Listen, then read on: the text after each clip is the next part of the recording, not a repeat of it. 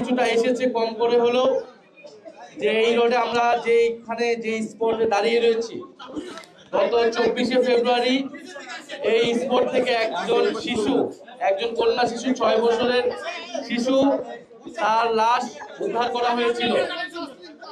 আমরা তাসনিম আক্তার তাহিদি নামে কন্যা শিশু, 6 বছরের কন্যা শিশুর লাশ উদ্ধার করা হয়েছিল। আমরা তার পরিবারের সাথে, সেই শিশু কন্যার মায়ের সাথে, তার পরিবারের সাথে আমরা সাক্ষাৎ করেছি আমি, এবং পুরো ঘটনা বিস্তারিত শুনেছি। ব্যক্তিগত কিছু দ্বন্দ্বের কথা উনি বলছেন, এলাকার কিছু দ্বন্দ্বের কথা উনি বলছেন। আমরা তথ্য প্রমাণ তদন্ত ছাড়া আগাম কোনো মন্তব্য এখন করতে চাচ্ছি না। আমরা এখানে এটাই বলতে এসেছি যে এই পরিবারের সাথে আমরা আছি সর্বাত্মকভাবে, এবং এই যে কন্যা শিশু হত্যা হয়েছে, এই হত্যার বিচার আমরা নিশ্চিত করব যে কোনো মূল্যে, ইনশাআল্লাহ আমরা এর বিচার নিশ্চিত করব। এই অভয় এবং এই আস্থা আমরা ওনার মাকে দিয়েছি, কারণ আমরা মনে করি উনি আমাদেরই বোন, উনি আমাদের সাথেই ছিলেন। এবং এই যে তার মেয়েকে এভাবে হত্যা করা হলো, এই হত্যাটা ছিল সম্পূর্ণরূপে পরিকল্পিত। ব্যক্তিগত যেই দ্বন্দ্বই থাকুক বা যেই কারণেই হোক না কেন, এই হত্যাকাণ্ড কোনোভাবেই গ্রহণযোগ্য না, এবং এটা একটা গর্হিত অপরাধ। যারা এটার সাথে জড়িত ছিল প্রত্যক্ষ এবং পরোক্ষভাবে, তাদের কঠোর থেকে কঠোর শাস্তির আওতায় আনা হবে। এলাকার যত বড় প্রভাবশালী হোক না কেন, বাড়িওয়ালা হোক না কি হোক, সেইটা কোনো বিবেচনায় নেওয়া হবে না।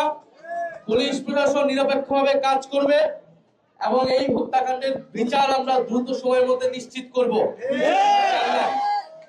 আমরা থানার ওসির সাথে যেই দিন ঘটনাটা ঘটেছে 24শে ফেব্রুয়ারি, সেদিনই আমরা ওনার সাথে আমি ফোনে কথা বলেছি, থানার ওসির সাথে কথা বলেছি। মামলা নেওয়া হয়েছে, পোস্টমর্টেম রিপোর্ট আসলে আপনাদের পুরো ঘটনাটা বোঝা যাবে কিভাবে হত্যাকাণ্ড হয়েছে, কিভাবে মারা গিয়েছে মেয়েটি। এবং ওনারা যাদেরকে সন্দেহ করছেন, সেই সন্দেহভাজন তাদেরকেও প্রশাসন, আইন শৃঙ্খলা বাহিনী তারা খতিয়ে দেখছে। আমরা আশা করি দ্রুত সময়ে, অলরেডি একজন আসামি গ্রেফতার হয়েছে, সন্দেহভাজন একজন। আমরা আশা করব দ্রুত সময়ের মধ্যেই গ্রেফতার হবে, এবং এটা ন্যায় বিচার আমরা এই বোনকে সবাই মিলে নিশ্চিত করব। এটা আমাদের ওয়াদা আজকে ওনার কাছে এবং এলাকাবাসীর কাছে। আইন শৃঙ্খলার অবস্থা কেমন দেখছেন, এবং সামনের মাসের প্রথম সপ্তাহে আপনাদের অধিবেশন হতে যাচ্ছে, রাষ্ট্রপতি নিয়ে আপনাদের পদক্ষেপ এবং কি কি বিষয়গুলো আপনারা অগ্রাধিকার দিচ্ছেন যদি একটু বলেন। আমরা তো স্বরাষ্ট্র মন্ত্রী বলেছিলেন মব কালচার থাকবে না, কিন্তু আমরা দেখছি বাংলাদেশ ব্যাংকে মব করে গভর্নরকে সরিয়ে দেওয়া হলো, বাসসে মব করে সেখানকার সম্পাদককে সরিয়ে দেওয়া হলো। নরসিংদীতে আমরা একটি ধর্ষণের ঘটনা শুনতে পেয়েছি, হাতিয়াতে ধর্ষণ করা হয়েছে, সেটা মিডিয়া থেকে সম্পূর্ণরূপে ব্ল্যাক আউট করার চেষ্টা করা হয়েছে। শাপলা গলিতে ভোট দেওয়ার কারণে সেখানে ধর্ষণ করা হয়েছিল, সেই মামলা এখনো চলমান আছে।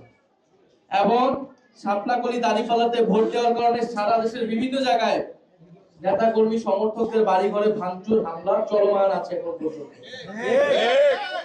আইন শৃঙ্খলার পরিবেশ নিয়ে আমরা কোনোভাবে সন্তুষ্ট নই, এবং যদি আইন শৃঙ্খলা পরিবেশ শক্তিশালী থাকতো, মানুষের সে আস্থা থাকতো, মানুষ যদি বিচার ন্যায় বিচার পেত, তাহলে বিচারহীনতার সংস্কৃতি থেকে কিন্তু এই ধরনের এলাকা ভিত্তিক এই ধরনের ঘটনাগুলো ঘটছে।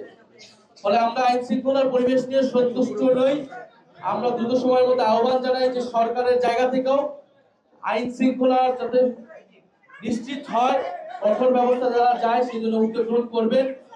আমরা বলেছি যে রাষ্ট্রপতির সময় ফুরিয়ে গিয়েছে, এখন তাকে নিয়মতান্ত্রিক ভাবে যেভাবে তাকে সরানো প্রসিডিওর আছে সেটা শুরু করা উচিত।